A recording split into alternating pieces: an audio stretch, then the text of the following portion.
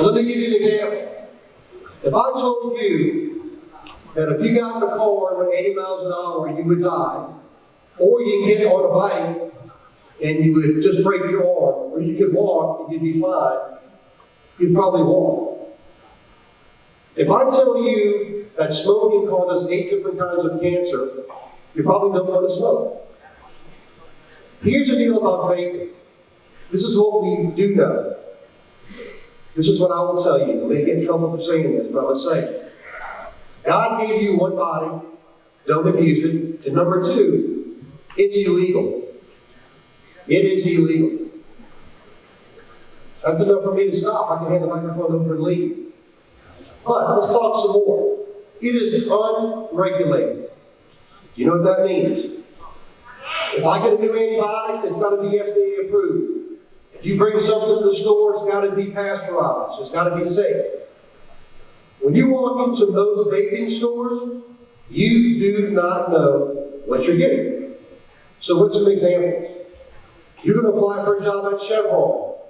You vape. You go to the vape store. The guy with 1 tooth brings you what you order. He comes back.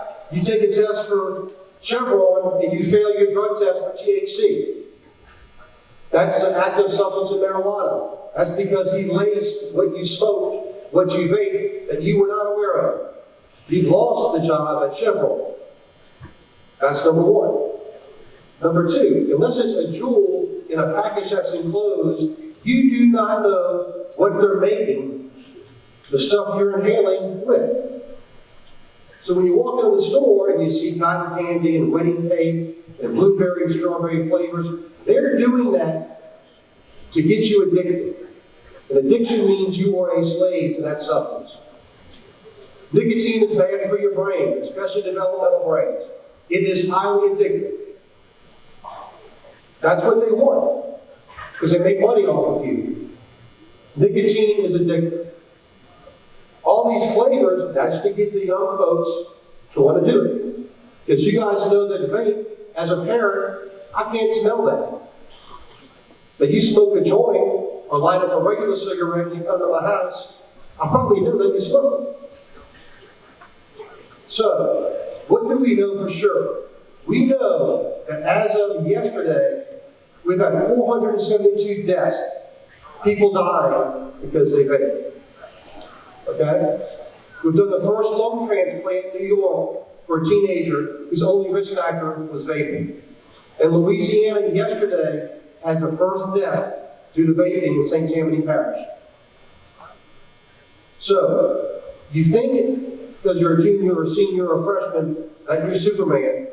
You think that you're infallible. You think that you're bulletproof, but you're not.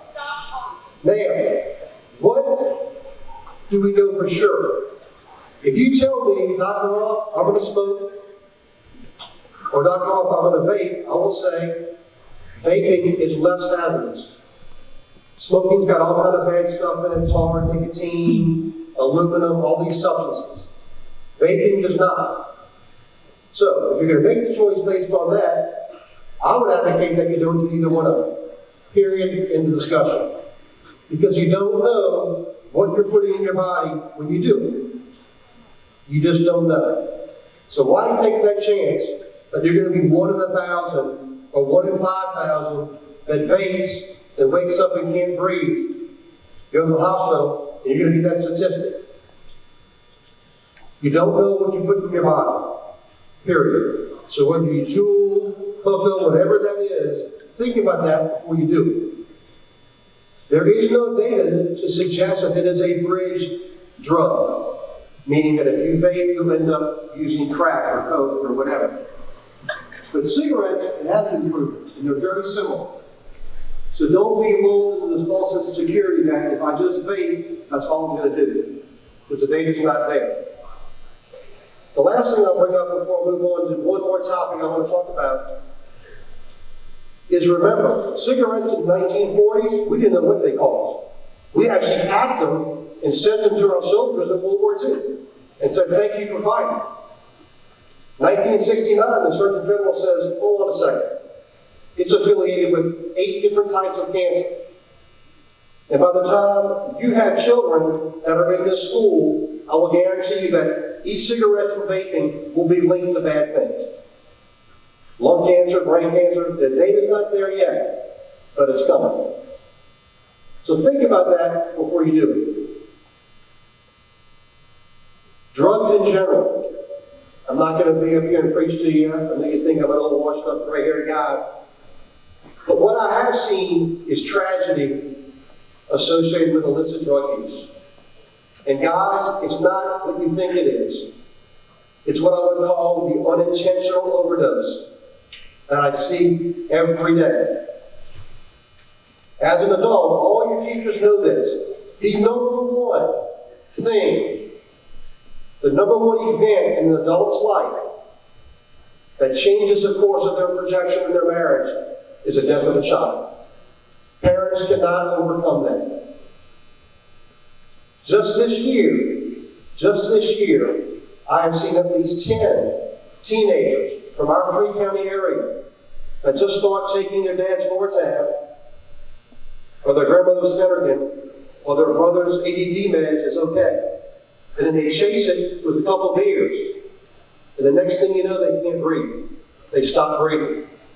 And they come to our emergency room, and I got to go tell the parents that your 17-year-old senior who's about to graduate and sign a scholarship somewhere for academics or athletics is brain dead. I do it at least 10 or 12 times a year. That student athlete, he wasn't trying to kill himself. He just thought, if one more tab gave me a buzz, two made me feel better, I chase it with some Jack Daniels, I'll feel great. And they die. Because their body's not used to it. You guys have to think about the consequences of your actions. Last deer hunting season, a year ago, I had a patient from Greene County who got flown down. Straight A student, destined to go to college, loved to hunt. He took him his dad's pain medication, sat in the deer stand, and passed out. Fell out of the deer stand, broke his neck, and he died 8 days later. I still see his parents. They have not still even been close to recovering from that. Think about the devastation you leave behind when you make poor decisions like that. We have an opioid crisis in Jackson County. This isn't New York City, it's not New Orleans, it's not Boston, but don't be lulled to sleep. You guys know better than me. You know that you can get stuff and you know where to get it from. Prescription drug abuse is rampant. That is a pathway to addiction.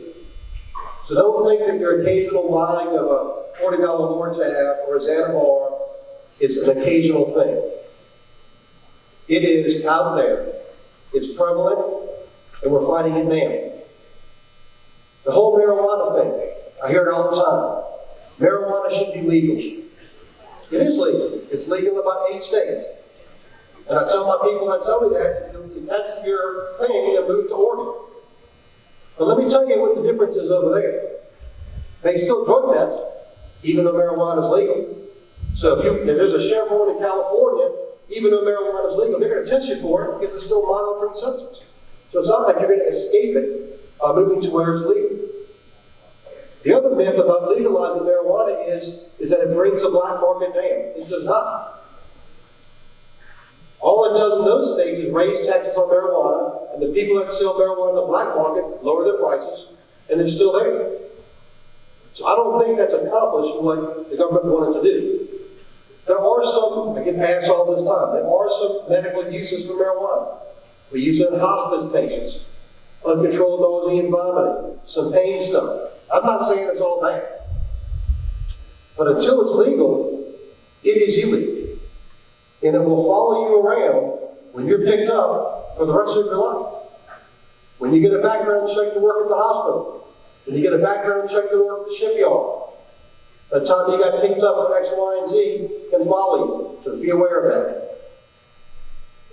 The last thing it's going to be hard to answer big questions, but I'll let the staff think. I'll take some after this. At your age, none of you guys and ladies think that you are going to die or you're going to be addicted by the time you graduate from high school. The biggest cause of death in teenagers is accidental death and drug overdose. And a lot of times they're hooked together. Somebody smokes, drinks, takes medicine, gets in a car, gets on a bike, gets on an ATV, and that's it. And that's it. So when you leave here today, think about the decisions that you make and the impact your decisions are going to have. The vaping stores, they infuriate me.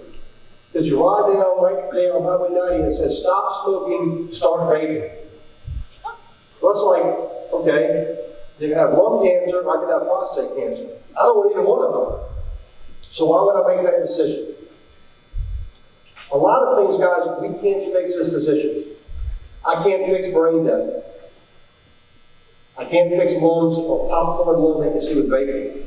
We can't fix that. We can't fix that in the medical field. Guys, another thing I'll tell you is addiction is an illness. And once you're addicted, you're always that. Period. You may be clean for a year, 5 years, but you carry that addiction for the rest of your life. So think about what you do and what you put in your body and where that may lead you as you mature and grow up. Because it can lead down a pathway that's horrible. And I see it all the time. College graduates, educated men and women that are addicted, that are homeless, because they spend all their income on drugs. And they can't support themselves, they can't support their kids. Addiction is horrible. It is a mental illness. And what we do at your age will pretty much tell me what your path as an adult will be. If in high school you use drugs recreationally, you're much likely as an adult to become addicted. Think about that. It's horrible. I've seen people's lives devastated for those decisions that they made and where that leaves them as adults. I don't think anybody wants to raise their hand right now and say, I want to live under the bridge by I-10. I want to be cold at night. I want to have a bike. That's my life. I don't want to have a family. I don't want to have a good paying job. No one would choose that route. But when you're addicted, you don't have any choices. Your choices are made by your addiction. Your choices are made by your desire to get high again. And you put that in front of everything else. In front of your kids eating, in front of your job. It's powerful. So the best thing I would tell you to do is just stay away from that stuff. Stay away from it, make good decisions. Concentrate on your grades. Concentrate on being successful in high school, getting an education, getting a good job. Because the addiction route will tear you down. I'll tell you one more little vignette, and then I'll answer any questions about this campus with you. About 8 years ago, we had a family. We were driving through town. They had never been in our little hospital system, healthcare system before, and they were involved in a motor vehicle accident. Their son was in the back seat, and he had a whiplash injury. He was 16 years old. When you're involved in a motor vehicle accident, drug tests are routinely done. So we drug tested everyone involved in the wreck, and it came back that the only positive drug test was by the 16-year-old son in the back seat of the car. We thought it was a mistake. They probably mixed up the blood or urine sample, so we reran it. And it was positive again. Positive for 4 out of 6 substances. So we went to the parents and we said, I'm glad everybody's safe, but we have a situation here. And your passenger son who has a whiplash injury and his spinal cord injury is going to be fine. But his drug screen is positive for 4 different things. They were smart people. They immediately said, we want to get help. We want to get help. We plugged this person in. He went to a 9-month program. And he was a 23-year-old engineer that went to Georgia Tech and graduated. So you can overcome it, but sometimes you have to find the luck to be detected. Y'all have counselors here, guidance counselors. If y'all have addiction issues already, find someone to talk to. It may not be your mom or your dad. It may be your math teacher, maybe your football coach. And let them get you help. We have resources in our community to help you. Don't run away from here not thinking that these people care and that we can't get help. Because it works. We can just have to know that we're treating. We got to get you in front of the right people.